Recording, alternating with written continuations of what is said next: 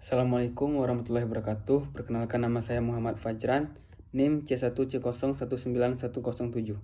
Di sini saya akan menjelaskan materi tentang pengembangan sistem manajemen biaya dengan dosen pengampu Bapak Yuliusman SE MSI AKCA. Yang pertama, sistem manajemen biaya didasarkan atas beberapa konsep dasar, yaitu yang pertama, konsep nilai tambah. Konsep nilai tambah adalah konsep yang menjelaskan bahwa perusahaan harus berusaha melaksanakan aktivitas-aktivitas bernilai tambah dengan efisiensi bernilai sempurna dan mengeliminasi aktivitas-aktivitas yang tidak bernilai tambah. Yang kedua, konsep akuntansi aktivitas. Konsep akuntansi aktivitas adalah proses pengumpulan dan pelacakan kinerja, keuangan, dan operasional mengenai aktivitas-aktivitas signifikan perusahaan dan penyediaan umpan balik antara hasil-hasil sesungguhnya dengan yang direncanakan serta penentuan tindakan koreksi jika diperlukan. Yang ketiga yaitu konsep biaya target. Konsep biaya target adalah biaya yang berbasis pasar yang dihitung dengan menggunakan harga pasar yang diperlukan untuk mencapai pangsa pasar yang ditentukan terlebih dahulu.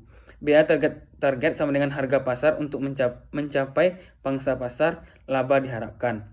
Penentuan biaya target adalah alat manajemen untuk mengurangi biaya selama daur hidup produk tertentu. Berikut adalah biaya langsung dan biaya tidak langsung. Biaya langsung atau direct cost merupakan biaya yang dapat dengan mudah dan meyakinkan ditelusuri ke objek biaya tertentu. Konsep biaya langsung tidak hanya mencakup biaya bahan baku dan biaya tenaga kerja saja. Jika sebuah perusahaan membebankan biaya ke berbagai kantor di berbagai wilayah penjualan, maka gaji manajer di kantor penjualan pada suatu wilayah merupakan biaya langsung bagi wilayah penjualan tersebut. Yang kedua yaitu biaya tidak langsung atau indirect cost. Merupakan biaya yang tidak dapat dengan mudah dan meyakinkan ditelusuri ke objek biaya tertentu. Contohnya, dikaitkan dengan produk gaji, manajer pabrik merupakan biaya tidak langsung, karena biaya ini sama sekali tidak disebabkan oleh proses pembuatan produk. Berikut adalah activity based costing. Activity based costing adalah suatu pendekatan biaya terhadap biaya-biaya produk, jasa, atau pelanggan berdasarkan banyaknya konsumsi sumber daya yang disebabkan oleh suatu aktivitas. Inti dari pendekatan biaya ini adalah bahwa produk atau jasa perusahaan merupakan hasil dari serangkaian aktivitas yang telah dilakukan sebelumnya dan rangkaian aktivitas ini menggunakan sumber daya yang dihitung dengan biaya. Activity based costing menghubungkan biaya overhead pabrik dengan biaya objek seperti produk atau jasa dengan cara mengidentifikasikan sumber-sumber daya dan aktivitas-aktivitas sesuai dengan biaya-biayanya dan jumlah yang ingin diproduksi. Activity based costing adalah suatu sistem yang mengumpulkan dan memproses data-data finansial dan operasional tentang sumber-sumber daya yang digunakan di suatu perusahaan berdasarkan aktivitas, biaya objek, cost drivers, dan pengukuran kinerja aktivitas. Adapun keuntungan dan keterbatasan dari activity based costing, yang pertama, keuntungan.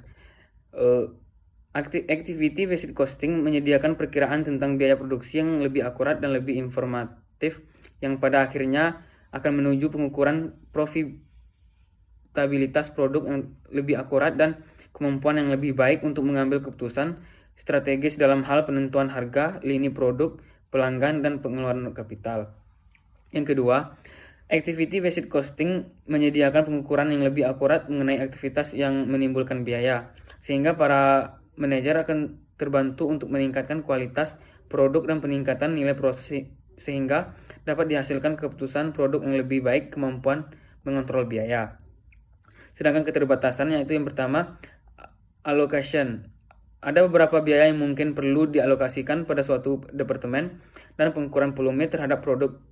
Hal ini dikarenakan adanya penemuan spesifik aktivitas yang menyebabkan ketidakakuratan biaya penggunaan. Yang kedua, omission of cost. Berasal dari penganalisaan beberapa biaya yang diidentifikasikan dengan spesifikasi produk, aktivitas yang dapat menyebabkan pemasukan bagi biaya pemasaran, periklanan, pencarian dan pengembangan, teknik produk, dan permasalahan yang ditimbulkannya. Berikut adalah activity based costing with idle capacity. Dalam akuntansi biaya tradisional, tarif overhead yang ditentukan di muka dihitung dengan membagi anggaran biaya overhead dengan ukuran aktivitas yang dianggarkan seperti anggaran jam kerja langsung. Praktek seperti ini akan mengakibatkan pembebanan kapasitas yang menganggur ke produk dan juga akan menyebabkan biaya produksi per unit tidak stabil. Jika anggaran aktivitas turun, tarif overhead akan meningkat karena komponen tetap dalam overhead hanya digunakan untuk jumlah produk yang lebih sedikit sehingga biaya produksi per unit akan meningkat. Berikut adalah time driven activity. Yang pertama itu sejarah time driven activity based costing. Ketidakpastian lingkungan bisnis menyebabkan sistem pembiayaan terus mengalami perkembangan dan perbaikan. Tradisional based costing muncul pada tahun 1980-an menggantikan tradisional costing. Kemudian pada tahun 2003, konsep time driven ABC mulai diperkenalkan dan dikembangkan untuk merevisi tradisional ABC. Berikut ini sejarah perkembangan time driven ABC. Yang pertama, era tradisional costing tahun 1925 sampai dengan tahun 1980-an. Pada saat era penggunaan tradisional costing, lingkungan bisnis semakin stabil. Tidak ada kompetisi baik dari dalam negeri maupun luar negeri. Dan diferensiasi produk masih rendah. Hal ini menyebabkan sistem pengendalian biaya tidak terlalu penting bagi perusahaan. Sistem akuntansi manajemen tradisional cenderung berproduksi berdasarkan informasi besarnya biaya yang dialokasikan pada produk dengan metode sederhana dan berubah-ubah. Yang kedua, era tradisional activity basic costing. Tahun 1980-an sampai dengan tahun 2004. Pada tahun 1980-an dikembangkan sistem biaya yang baru menggantikan tradisional costing, yaitu tradisional activity basic costing. Timbul sebagai akibat dari kebutuhan manajemen akan informasi yang mampu mencerminkan konsumsi sumber daya dalam berbagai aktivitas untuk menghasilkan mekanisme perhitungan biaya yang akurat. Hal ini didorong oleh yang pertama persaingan global yang tajam yang memaksa perusahaan untuk cost efektif. Yang kedua, advanced manufacturing teknologi yang menyebabkan porsi biaya overhead pabrik dalam produk cost menjadi lebih tinggi dan primary cost. Dan yang ketiga, adanya strategi perusahaan yang menerapkan market driven strategi. Yang ketiga, era time driven ABC atau tahun 2004 sampai dengan sekarang.